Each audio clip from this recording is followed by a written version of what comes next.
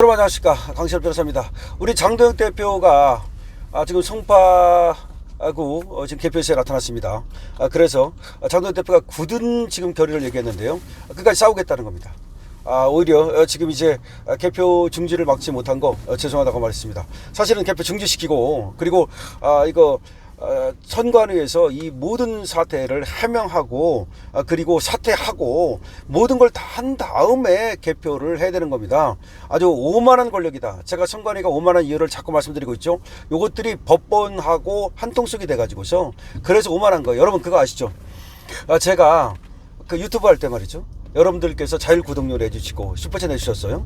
그러면서 제가 뭘 얘기했냐면, 유튜브 얘기하면서 계속해서 정치 개혁을 얘기했습니다. 정치 개혁을 계속, 저야말로 정치를 개혁해야 된다는 걸, 그리고 선관위도 개혁해야 된다, 행정 개혁해야 된다, 이런 얘기를 여러분께 계속 드렸죠, 강신업 라이브 할 때. 그런데 여러분들이 이제 자율 구독료를 내주시고 슈퍼챗을 내주신 게 있습니다. 그런데 제가 그 후에 이제 당대표를 나갔어요. 그런데 당대표를 나가니까 얘들이 뭐라 그러냐면, 그 전부터 제가 자율 구독료 받고 슈퍼챗 받은 게 그게 정치자금이래. 아니, 당대표 나간 것과 정치자금이 무슨 상관이 있습니까?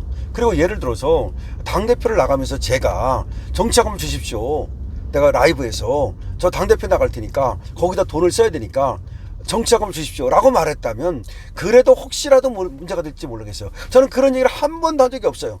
여러분들이 그때 슈퍼챗을 보내주고 자율구독료를 보내준 거, 지금도 여러분들이 보내주는 건 강신업 TV에 구독료격으로 보내주는 거예요. 강신업 TV를 응원하기 위해서 보내주는 거예요. 강신업 TV 흥하라고 보내주는 거예요. 제가 정치하라고 보내준 돈이 아니에요. 그 돈은 제가 당대표 나갔다 하더라도 그 돈하고 그 돈은 전혀 관계가 없는 거야.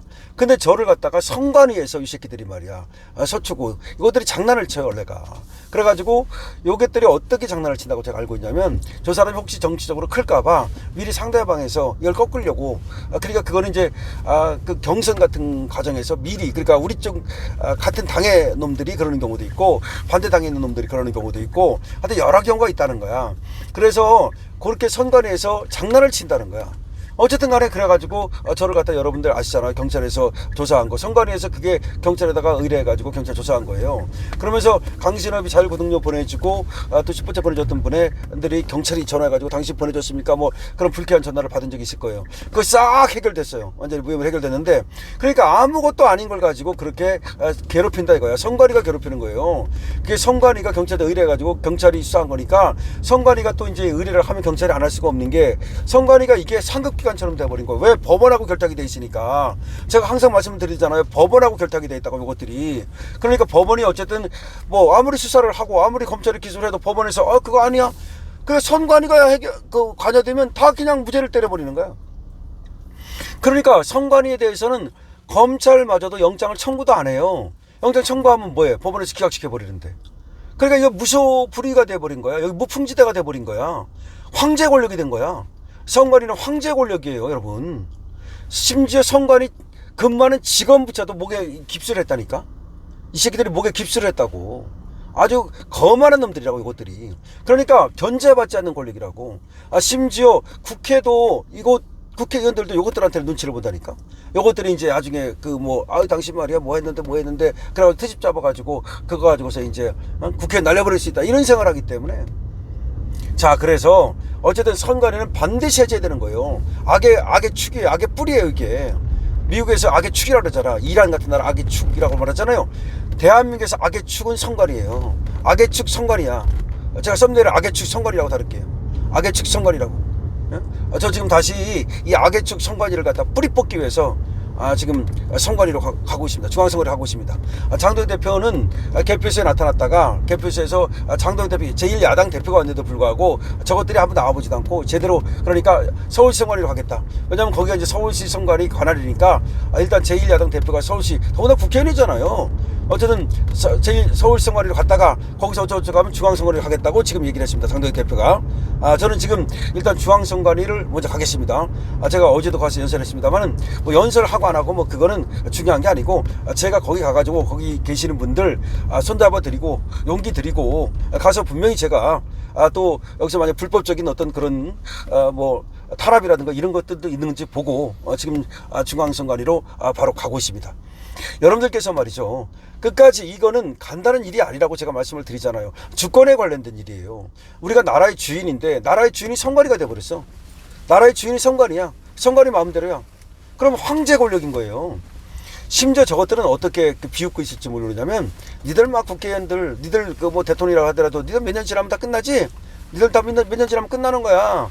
니들, 근데 우리는 여기서 권력을 갖고서 계속해서 선관위 직원으로 여기서 은퇴할 때까지 계속 해보는 거야. 이 권력. 야, 너 선관위 권력이 얼마나 큰 건지 모르지? 얼마나 달콤한지 모르지? 굉장히 달콤한 권력이야. 일은 별로 할 것도 없어. 뭐 성과를 낼 게 없으니까. 할 게 뭐가 있어? 선거 때 관리만 하면 되는데. 그 관리도 못 해가지고 이 난리가 나는 거 아니야, 지금. 더군다나 예산을 110%를 갖다가 책정을 했대요. 그렇죠. 10%를 더 하잖아요, 보통. 110%를 책정을 했다는 얘기는 수표용지를 110%를 찍는 걸 갖다 전제한 거잖아요. 당연하잖아요. 아니면 선관위 니들이 말해봐, 한번 말해보란 말이야. 근데 얘기가 뭔지 알아요? 나중에 그걸 돈을 반납한대. 안 찍고서 돈이 남으면 반납한대. 몰라, 반납을 했는지 안 했는지는 따져봐야 되겠지. 나는 그것도 이해가 안 가. 예산을 갖다가 책정해 줬는데 그 예산을 받아온대. 그러고서는 남으면 그걸 반납한대. 반납했어? 그것도 모르겠고, 반납했다 하더라도 제대로 반납한 거야? 아니, 왜 반납할 것 같으면 왜 안 찍는데? 자, 여기서 굉장히 이상한 일이 벌어지는 겁니다. 돈을 아끼기 위한 것도 아니야. 돈을 줘도 안 찍는 거야. 왜 안 찍느냐고 변명을 했는지 알아요? 투표용지가 남으면 나중에 이게 처리가 곤란하대. 그거 가지고 무슨 나중에 어디서 투표용지가 발견되면 부정선거니 부정투표니 할까봐. 그런데 아니, 그럼 관리를 어떻게 하는 거야? 아니, 남으면 그냥 폐하세하면 되잖아, 그날로.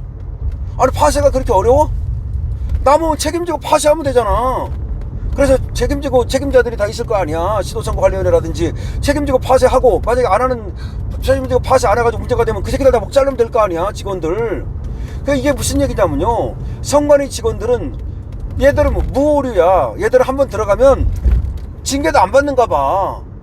왜? 지네 족속이니까. 지네 족속이 예를 들어서 지금 뭐 사돈의 팔촌에 무슨 뭐 예비 사위에 뭐 조카 이런 놈들 갖다 놓는 거 아니야. 그러니까 일이 개판인 거야. 개판이다 보니까 이게 관리가 안 되다 보니까 내 생각은 그래요. 이게 파기하면 될 거 아니야. 파쇄하면 될 거 아니야.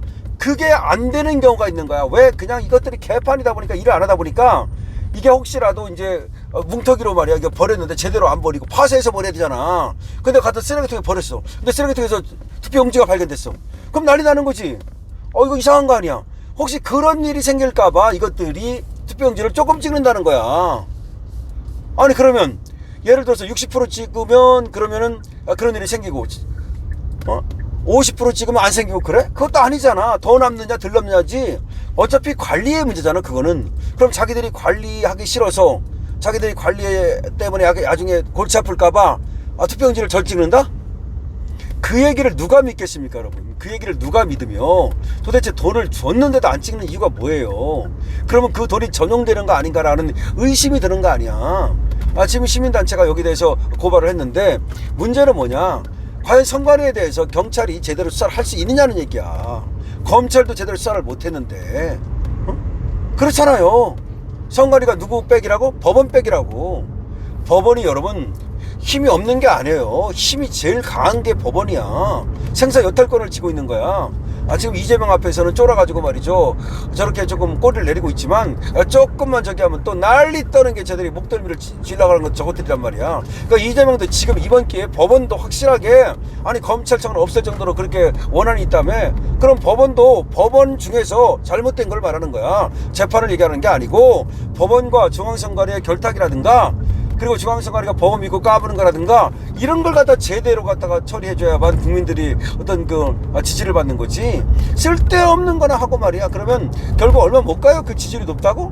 한번 다시 조사해봐. 이제 지방선거 끝나고 한번 조사해봐. 이재명 지지율이 얼마 나오는가. 50% 밑으로 떨어질 거야. 이재명은 50% 밑으로 떨어지는 순간 나락가는 거예요. 다른 대통령하고 달라. 다른 대통령은 정통성이 있기 때문에 50% 밑으로 떨어져도 상관없지만, 이재명은 정통성이 없잖아. 50% 밑으로 떨어지는 순간 나락가는 거라고. 본인도 아마 그걸 알고 있을 거야.